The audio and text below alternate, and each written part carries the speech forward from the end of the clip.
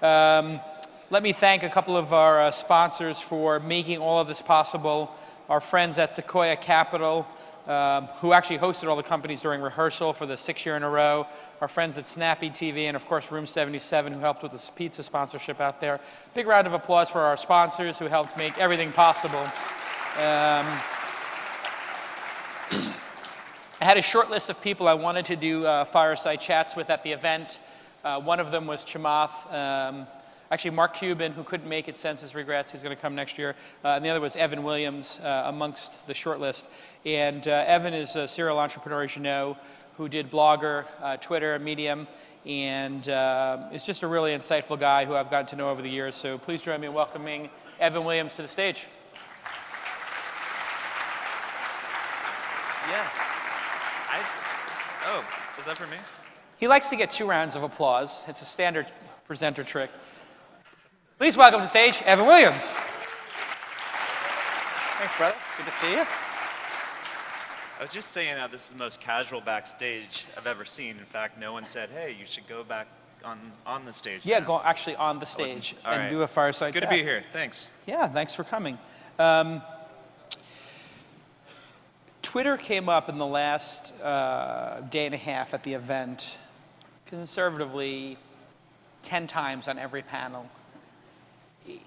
When you made the product and you got it in the market, was there a point at which you knew it was going to become what it has become? It is a cultural, global phenomenon involved in so much of our lives. It's our identities, obviously, these, it's become global in a way that I don't think anybody ever anticipated. Was there a specific moment you can point to and say that was the tipping point? No. I wish there was, because I get asked that question a lot, and it'd be great if there's like, right then. But I think these things happen over time. They sort of unfold, and you realize, oh, that's something different. I mean, there's the ones everyone knows about, like 2007 South by Southwest, which people called Twitter's launch, but was 9 months after we launched. But it was definitely a tipping point, and it was interesting because it was the first glimmer of, oh, this isn't just a social, what my friends are doing thing, it's a real-time information layer that added a new aspect to this whole event. And then there was thing after thing, and later that year there was wildfires in Southern California, and the LA Fire Department and the Red Cross were using it to spread information. I thought, maybe this is a thing. And then, thing after, I remember traveling to Chicago and on a very late flight, arriving at a hotel, turning on the TV and seeing Anderson Cooper telling people to follow @CNN so they could beat Ashton Kutcher to 1 million followers. And the next morning I was going on Oprah. Thought, okay, that's a new sort of level that we're at. But it just kept going. And all that time, Chris Sacca would text me, he's like, this is big. That became his theme. He'd say, capital B, capital I, capital G. It's big. And we're starting to get a sense that it was big. And the product was so simple, in its iteration, and has remained, to a certain extent, very simple. I mean, do you think that elegant simplicity was the key to its success? Because when you showed it to me at brunch here in San Francisco, I don't know if you remember my initial response, but I think I said, the way you explained it to me initially was, it's like a blog post, but without the post. And I said, Ev, that's the stupidest thing I've ever... I was like, that's the stupidest thing I've ever heard. The blog post is the important part, not the headline. And you know what your response was? You don't remember. No. You said, not everybody can write the blog post. It's true. It was almost like reductionism in a way. I mean... Yeah.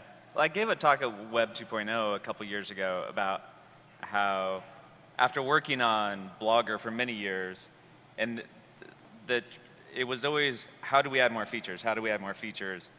And then this was only in retrospect, it occurred to me like that was the same thing minus all the features. But simplicity is just one aspect. I don't think you can say that's why it was successful and then go out and like, well, here's the simplest thing ever. It's a button. Just click the button. It's a holistic system, and if you can accomplish a lot while staying very simple, that's amazing. But usually there's complexity on the other side of simplicity. And lots of people still tell us Twitter's too hard to use, it's too confusing. And so the simplicity is sort of, it's a bit of a red herring, I think, in terms of what made it successful. It could be simpler, but yet it also needs to get more powerful. Vine has been an amazing, I don't want to say second act, but it's an amazing second complete new experience inside of the company. I see you use it a lot. What does that mean for Twitter? Is this and I know you're not running the company, but what kind of impact has Vine had, and what does that mean for the future of the company? Well, it's super early for Vine, and yeah, not running the company. I'm on the board, but can't really speak on behalf of the company. Vine is super exciting. I'm a fan of Vine. Yeah. I can't claim any credit for Vine, but what's so special about it? Yeah. It's I think in many ways why I like it is it captures the essence of what Twitter did in some ways for video, and it's one of the first forums that actually said, okay, we're not just duplicating what we had before, which is the process for the discovery of every new platform or every new medium. It's like, what uniquely makes sense here? And everything from the curation interface to the 6-second limit. We started Obvious a couple years ago. We restarted Obvious, and we didn't really have a plan. But in the back of my mind, I really wanted to do what is now Medium. But I told myself and my partners, you know what? I'm just stuck in a rut. All I can think about is publishing platforms, so let's explore other things for a while. And we did that, and we incubated some companies and invested in some companies. They're all really exciting projects, and it was intellectually stimulating.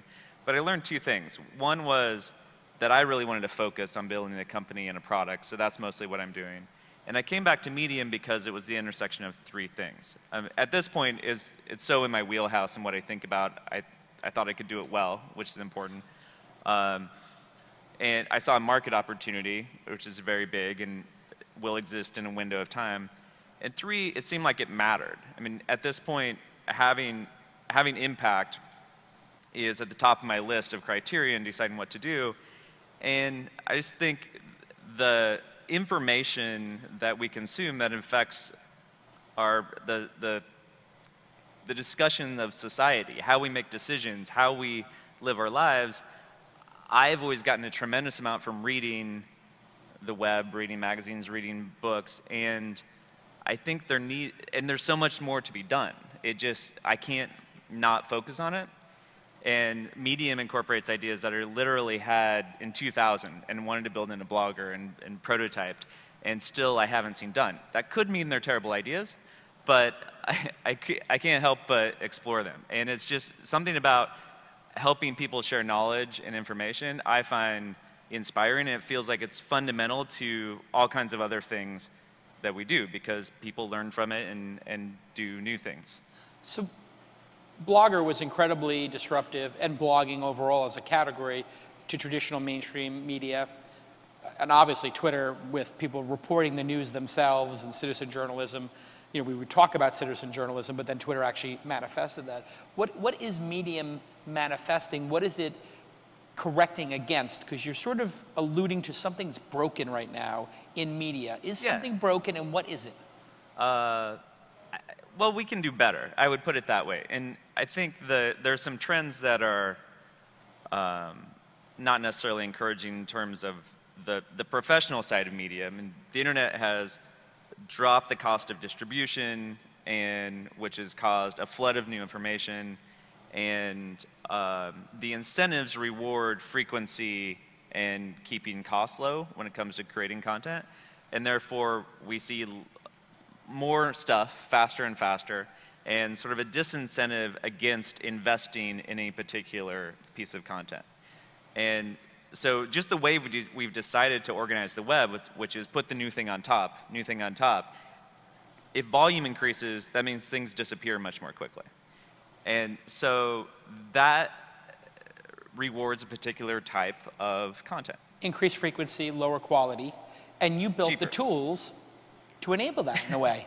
I mean, True. Blogger and Twitter were tools to go faster and to go cheaper. Yeah. and Do you put feel the new like thing that's on top. collapsed on itself now? I think there's other things to do, and if you look at the web very generally, what we've always measured the web by is unique visitors and page views, and that's useful information. It's much more information than you ever got as a publisher of your print magazine, but we can know so much more. Like, did someone not just look at this, but did they read it? Did they get all the way to the end? What did they think about it? Now we pay attention if they shared it, but we mostly care about that so it gets distributed more, so we get more page views and unique visitors. And so we want to figure out what the meaningful feedback is that not only rewards quality, but helps people even who are publishing things and writing things improve. That's one aspect of it. Another big one for Medium was personally motivated because I want to work with other people in creating and exploring ideas and presenting them. And this is what media organizations do, although they have pressure on their costs.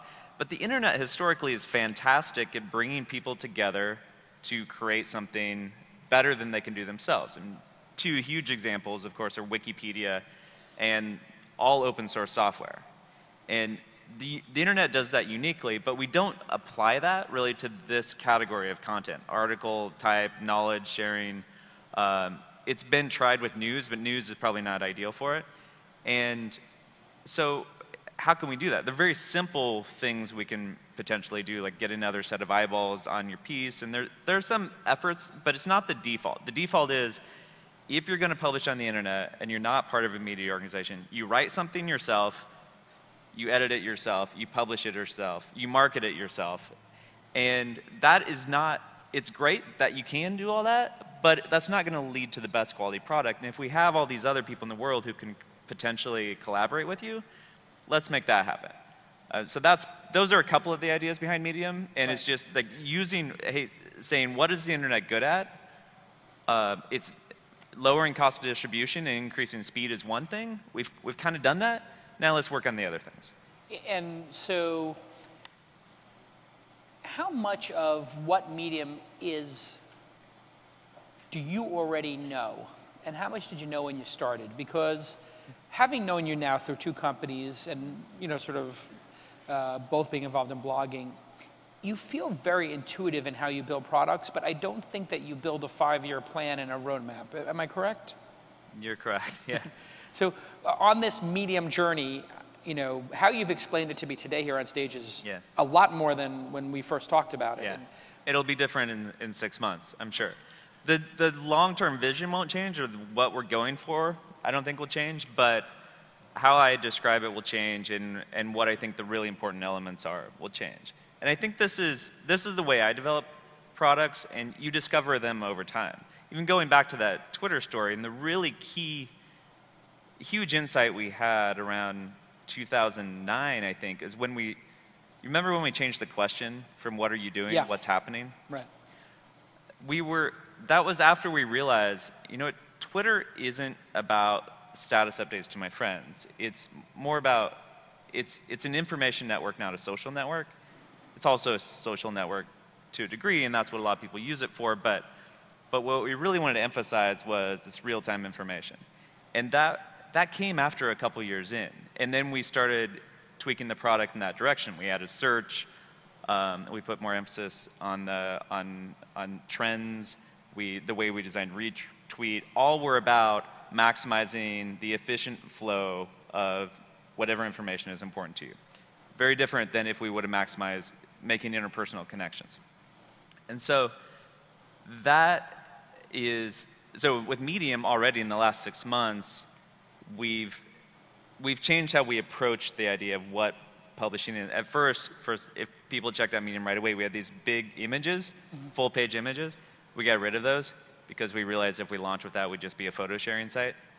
But these things evolve slowly for me. And like Matt Mullenweg said, usage for your product is like oxygen for ideas, to paraphrase him. But I believe that's true. And it's not that I look at what people do, or I do look at what people do with the product, and getting it out early but it's not about data analysis or listening to feedback and saying it should do this. It's just you realize in real time as they're doing it, you're like, oh, that thing's not important. This thing over here is important. Right. And then you nudge it that direction. And then in retrospect, you look back and you're like, oh yeah, brilliant plan. We were doing that all along. Yeah, you can do the archaeology. That's what it is. The collections to me seem like a key part of this. I put an article up there. It got added to other people's collections. I added it to a collection. It's just sort of like, it forced me to say, what is this piece? What's the bigger narrative of this piece you're writing? And it was a piece about the supercharger network for the Model S, the Teslas. You have one. I do. Thanks to you. Well, not that you gave me the Tesla, but you encouraged me to give the Tesla. I took you for a test drive when I got tangential. Yes, it's amazing. It's Good awesome. Tesla. Should we talk about Tesla? Yeah, let's talk about it for a minute. People care about it. What do you think of that? I mean, you're a product builder. What do you think of the Model S? It's amazing. It's the best car ever made, in my opinion. Not that I've tried all the cars, but if you consider from a practical perspective, something you can drive around town and is an amazing experience, and just technologically a leap beyond everything before, I think it's amazing. When you see a product like that as an entrepreneur, does it make you rethink your entrepreneurial process? I mean, well, I thought you were going to say, does it make you rethink why you're helping people just do publishing? Put words on the internet? No, words are important historically. Yeah. So is transportation, but words are certainly important. But I mean, just as an entrepreneur, to see Elon take that huge leap of cars. It's very inspiring. And new cars, it's kind of mind-blowing. It's super mind-blowing. I mean, you know Elon well, I know. And I don't know him as well, but it's to see that kind of ambition and just going for it in Silicon Valley is inspiring to me. I hope they do fantastic. Yeah. So talk about the collections on Medium, because it did ask me to say, what is this? What collection is this, right? Yeah. I mean, so I'll explain. Most people probably aren't that familiar with it, but I'll explain what we're trying to do. We're trying to give context to what people publish and create a system where the whole becomes more than the sum of the parts. So the collection model is basically, it's a bucket.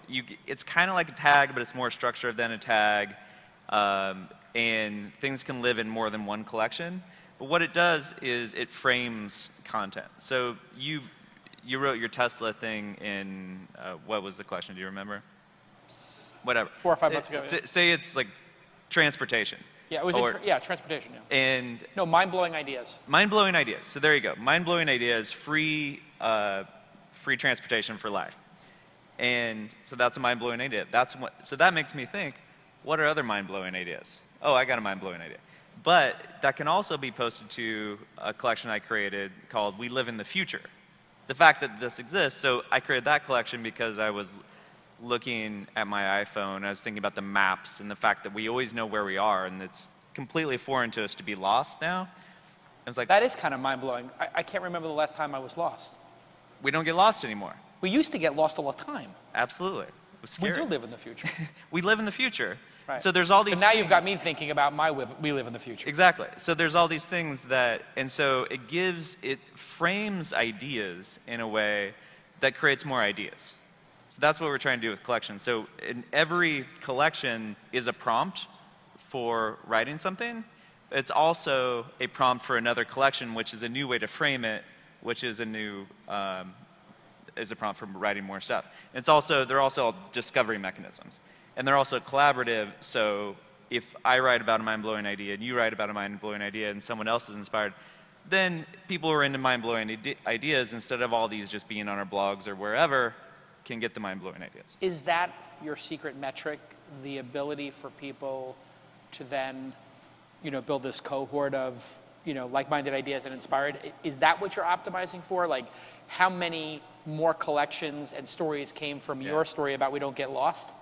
We don't have a secret metric yet, but I'll consider that one. Well, I mean, also, and then getting to the bottom of the page is also an interesting metric. You are recording that one? How far down the page people get? We're recording a rough heuristic for reads. And when you I don't know if you checked your stats on Medium, but you get page views and you get what we call reads, which is like, were they there long enough and did they get mostly through it? And then recommends, as we call it, which are a version of like. You hired somebody who's a book agent to work on this project. That got a lot of press. Who was the person and what was the idea there? Yeah, I hired this fantastic woman named Kate Lee, who is heading up our editorial team in New York. And the thinking, so I'm doing something different with this publishing platform than others in that we have an editorial piece. So instead of just opening the doors and hoping good stuff shows up, we are actually making sure good stuff shows up by having a team of editors. We don't have paid writers on staff, but we have a team of editors whose job is twofold. It's to commission and solicit good stuff from the world that might not otherwise show up. Bret Easton Ellis, for example, wrote a post last week about his new novel. It was through these literary connections in New York. And then their job is also to curate the good stuff that's coming in organically. And it's sort of, you can see it as a bootstrapping strategy where we want,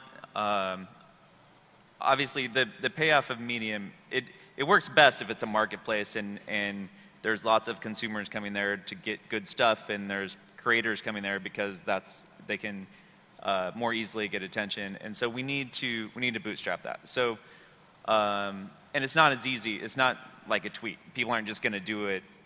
It's not as easy. And we don't expect the ratio of creators to consumers to be the same as something like Twitter or Instagram. The point isn't to lower the barrier as far as possible to get everybody creating. It's just to get the maximum audience for the really good stuff. And so that's why we have an editorial team, and we'll see how it goes. It's fairly experimental, but if we're trying to create something big, so it should pay off. And when you look at stuff like the Huffington Post and Business Insider, which have become, very SEO driven and headline link baiting kind of driven and so overly social in a way, like in a Mashable kind of like social is the focus to get the page views. Mm-hmm. When you see that rabid page view addiction and the sloppiness, I mean, it feels to me when I first saw it that this was a reaction to how sloppy and fast and noisy those things are. Right. Well, on a design sort of perspective. Architecture, maybe? Well, design, certainly. I mean, most of the web is really ugly and a terrible experience from a consumption standpoint. So, we want to design something modern and works beautifully on any device, and it's clean and focuses on the content. But, some of those, I mean, Business Insider is a lot of trash, in my experience. Not entirely, but it's terrible in many ways, and they're optimizing for page views probably, or whatever it is. Medium isn't really a reaction to that exactly, although I have used that as an example of something, this system is broken. If that's succeeding, the system is broken. Can we do better? Right. And I don't know, maybe it's naive to think we can do better. Maybe it's naive to think that accuracy matters, or if you build the right system, that quality will actually get more attention. But I think it's possible to use the network and use great design and build a system that produces a better product. And I always want to design products for myself. So what I want to read is not that. So we'll see. Commerce is a big part of the problem in publishing today. You would agree? The ability to pay writers. The economics of it? The economics. Yeah. Writers need to get paid. Yep. They seem to have somehow linked page views to writers in such a direct way that it's almost, I mean, I don't know if you saw the piece in the New York Times where the writer sort of trashed the Tesla because it couldn't do the charging stations when he actually maybe fudged the numbers a little bit and didn't listen to instructions. So it almost felt like he was making the story more sensational to get page views. At least that was my sort of reading of it. It's almost like the journalists are now charged with the performance of their piece, not the accuracy or the readability Yeah, or it's the about artistic dangerous. It goes back to incentives and what is being rewarded. I mean, the economics of journalism is a very tough problem, and I don't know that we will have a solution to that, but and we're mostly not focusing on news per se, but maybe I think building an economic model that supports journalism is a worthy goal and something that we're definitely going to experiment with. If you were going to experiment, or when you do experiment, are you inclined to think that native advertising and sponsor messages are not the future, and Andrew Sullivan and paying some kind of subscription or token donation is more aligned with your vision? I don't know. I think it's too early to say. I hope all of that works to some extent, and I think it's all worth trying. But I mean, the native stuff is, if you can build a content platform, it's very different than building a publication. The economics are different, and so I think the Twitter, for example, has a form of native advertising working very well. I think anytime you build a content platform, you will have commercial usage of that platform, and if it's a sizable audience, there's money to be made, which is different than solving the New York Times problem. Right. And it relies on a lot of people creating content who don't need to be paid, and that's not why they're creating it. And I don't think that's exploiting those people. It's just the motivations for most people is not necessarily to be paid. But hopefully the whole system generates enough money to get those paid who need to be. And how does the Huffington Post sort of blended model? They sort of said, let's put a couple of George Clooney stories on the front page and then hire some people in New York to boiler room it out and write short, SEO style social pieces. Well, it seems to work for them. I don't know. You probably know more about it than I do. There's some very sophisticated people at all these places who were blending these things and looking at the economics very carefully. I'm mostly a software guy and internet experience guy, and I want to create a beautiful tool that lets people express themselves as well as possible and create a system that gets them the attention they deserve. Interesting. And what do you think of the sort of Flipboards of the world and these people who are aggregating stuff together that's not on their site but trying to display it? Do you think that's a bridge like RSS readers was, or? Yeah, I mean, I think Flipboard's really well done, and... Do you use it? Sometimes. Yeah. Do you? I want to, but I don't find myself doing so, which is kind of, I kind of feel like we might be similar in our usage pattern. Like once in a while I see it on my apps and I'm like, oh, that is beautiful looking, and then I use it and then I go, I didn't really get so much out of it. Huh.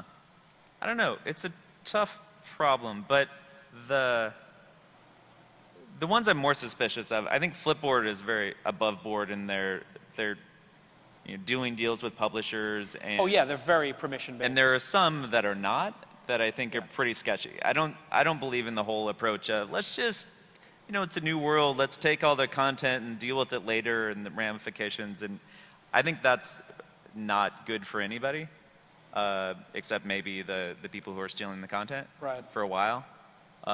So Flipboard is not that. I think they're probably the best of the bunch. It doesn't.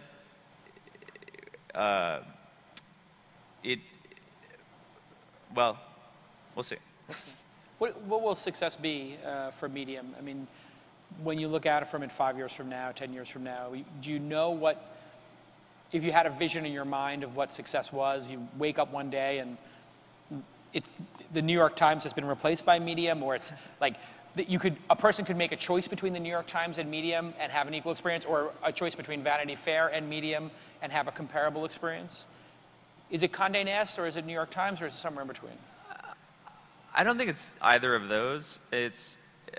We think of ourselves as a platform, not a publication. Even though we are doing some editorial work, we're primarily a platform. So the success would be millions of people who are sharing knowledge, ideas, and stories that are impacting other people where the good stuff is floating to the top, where it's a significant force, significant source of quality information, and that fills a void and does innovative, cool stuff. And that's success. How big that is hard to say, but as long as it's good, I'll be happy. What have you learned about entrepreneurship now? I mean, you don't need to be working anymore. You've done pretty well for yourself. You keep at it, and you're still a young guy. So what is it that you've learned over these last, 3 companies, these 3 journeys, and investing in some, and seeing a lot? What is it that you've learned as an entrepreneur matters? What matters for the young entrepreneurs here who are starting?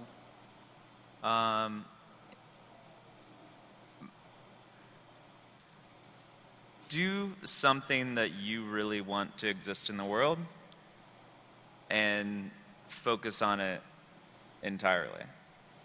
And something good will probably come of it.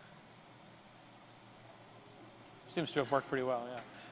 The focus part is hard, especially as you get older, I think. Not just because you might have family and other responsibilities, but because there's so many more opportunities.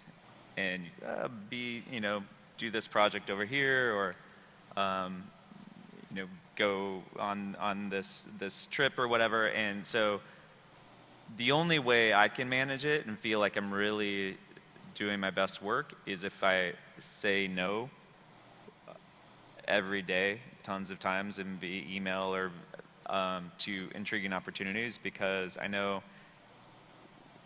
I think that's the bigger difference between first-time or young entrepreneurs and those, especially if you've had some success, is early on, if you think back to your career, you were entirely focused and obsessed on one thing. Right.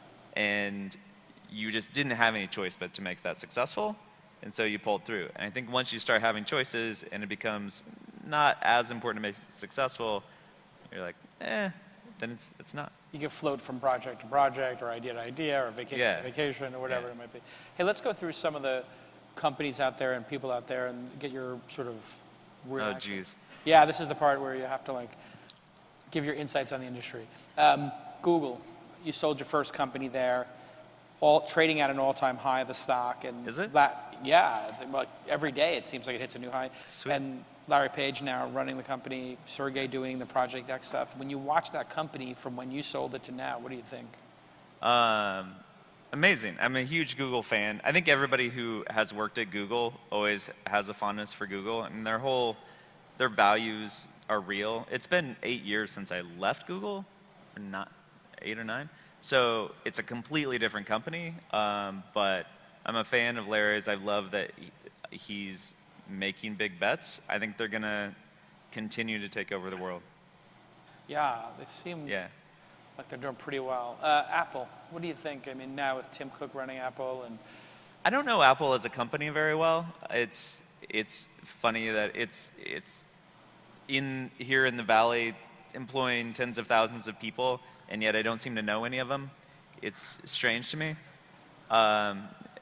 And so, I don't know, they probably drive around, they fly in their special teleport cars. Yeah, whatever they're working on, we'll know about it later. And it's impressive. I use their products, but I don't know the company. Yeah.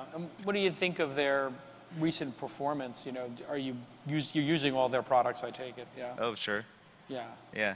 On the software level, they don't seem to be able to get anything right. I mean, the maps, the email product, obviously their backup, whatever the iCloud is terrible. Everything seems to be terrible except for the hardware and the OS. Yeah. Why is that? And what do you think that means for the Valley? Do you think they're going to be buying up a ton of apps? It comes back to focus. Yeah. I mean, it's really, really hard for a company to be excellent at completely different disciplines.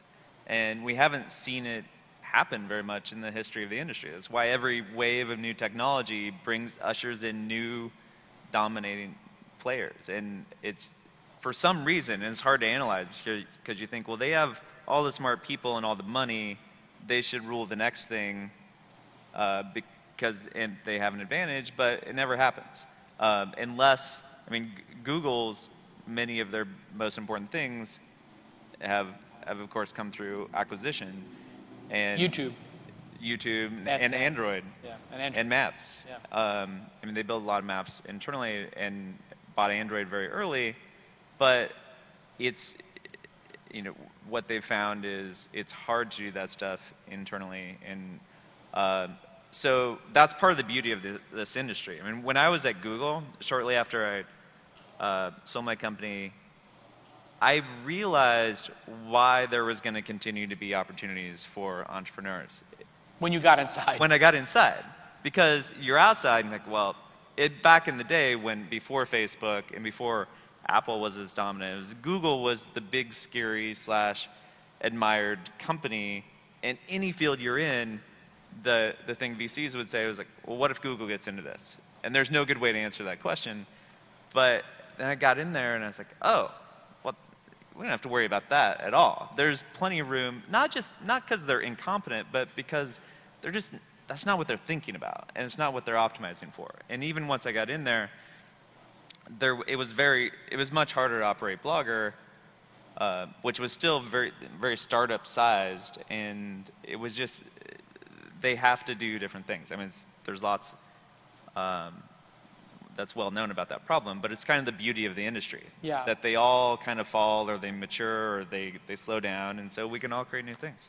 And what do you think of Facebook? I mean, famously, Twitter had opportunities to sell to, I think you've been pretty out there talking about that before. Don't know what you're talking about. Don't know what you're talking about, but what do you think of Facebook? Not a fan? Facebook is, I don't know, I'm giving boring answers because... Oh, do people ask it a lot? Yeah. No, I mean, it's super impressive. I don't really use it that much. I think that I'm highly biased, and I talked to a lot of people, but most of them work at Twitter, or have worked at Twitter, and they're like, it seems like there's Facebook people and Twitter people. You use both, probably. I syndicate my Twitter to Facebook. Yeah. Kind of situation. I realized after talking to someone who was a Twitter person and became a Facebook person, that's just what you get used to. And so if you're used to scanning the Twitter feed, the Facebook feed feels all noisy and foreign. And if you're really used to Facebook feed and you go back to Twitter, it's all condensed and cryptic. Yeah. And it's just habit, and you get used to whatever, and the other thing feels foreign and weird and you don't really understand it.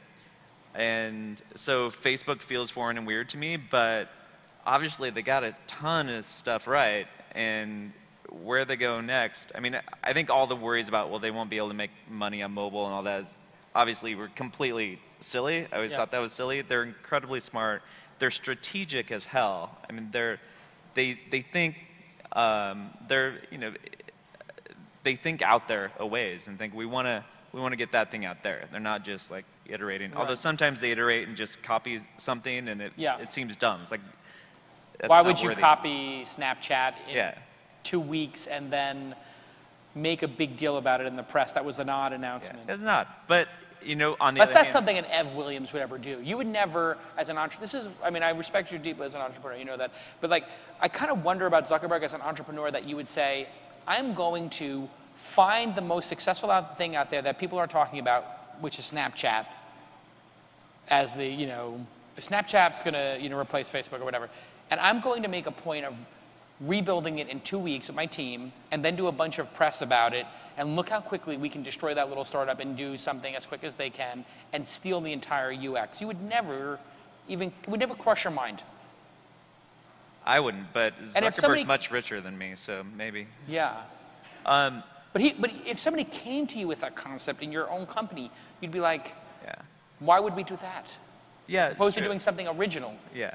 Although I noticed, it's funny that Silicon Valley, there's such a respect for originality in Silicon Valley that doesn't necessarily always serve us, because, and I think you go to a party, you don't want to run into the person whose product you ripped off at a party. Right. And that would be bad. Yeah, that's why MySpace came from LA, and I forget other examples, but I've thought of other examples before that were kind of copies of things, and they were started outside the valley, because you're not, is different uncouth. Ethos, or here it's uncouth, and it's a little, and I think that will change as the industry matures, and it's maturing a lot, and so there's a lot more cutthroatedness than there was 10 years ago, for sure. Yeah, it now seems like Larry Page is like, yeah, just make something better than Facebook as quick as possible with Google Plus, and put it in the menu bar. Maybe. Perhaps. I don't know. Tell me about the other investments. I know Branch is one, and Lyft. And Lyft, yeah. Branch is conversations, trying to be a better way to do conversations. They're a company we helped start and is now in New York. Lyft is a habit tracking app, which I'm on the board of, and we helped start from Obvious last year, and it's great. It's one of my favorite things. It's just simply track. It's an iPhone app currently, and you track what you want to do or not do, and it changes your behavior, which changes your life. Those are the two companies that we were most actively involved in, and then we have a handful of investments. Beyond Meat is an alternative meat. Yeah, tell me about that. That's fascinating. Is that in Hakasana, the restaurant? Somebody told me that's the meat they're serving. I don't The know if faux it's there. meat. Yeah, Yeah. it's possible. I think they have it at the Source, which is right near here. And then it's in Whole Foods. Yeah. It's not in product. It's not in packaging yet. It's at the deli. That's super interesting one. Why is that interesting to you? Because meat is a huge problem, and if you just look at it from an environmental perspective, the world population eating meat is not sustainable. So this at scale will be much more efficient in terms of energy and produced to create the protein, and so that's a big interest of mine is energy and climate. So. And it's a huge industry and opportunity. So these guys have great technology that they've currently used to produce the most chicken-like chicken substance. Mark Bittman, I think, in the New York Times got absolutely duped as to he could not tell the chicken from the faux chicken. Yeah, it's weird stuff. But it tastes awesome. good. It's science. It's great. Yeah. We do live in it the tastes future. Good. We live in the future. Yeah. Right. Chicken not grown. Well, from when chicken. the chef from the New York Times can't tell the difference, we do live in the future. Absolutely. Yeah. And what do you think of all the climate? You mentioned climate is a big passion of yours. What do you think of the state of affairs, discourse in a way, when people can deny climate? It's amazing. It's maddening. And that actually goes back to sort of medium and reason that I focus on this sort of project. I mean, as an internet technologist utopian 15 years ago, we believed the internet was going to make us all smarter, and society would make better decisions because the truth would be out there, and everything would be fact-checked and all this stuff. And it's amazing that if you look at that issue in particular, the amount of BS and press manipulation that certain industries have been able to propagate to completely BS the entire nation and make them make really bad long-term choices. It's like, really? How is this possible? This is something about our information systems are incredibly broken, and political systems, of course, but one fuels the other. Yeah, when hundreds of scientists definitively sign documents that say this is a specific disturbing trend, and the cost of ignoring it could be cataclysmic. Mm-hmm. And people can go on television or broadcast and just say, no, that's false, with no science degree or research. Yeah. And it's also human nature. I mean, if two people are telling me two different things, and one of them causes me a lot of anxiety to believe, and one of them gives me a lot of relief, my brain is going to want to believe, if I can find any excuse to do so, the one that's not causing me anxiety. That's a really hard problem to combat, and it's been brilliantly manipulated, though, by the conservative faction. Interesting. So I think we understand medium now. We've come full circle. This has been an amazing 45 minutes. Wow. Give it up for Ev Williams, everybody. Thanks, guys. Well done. Awesome. That's great.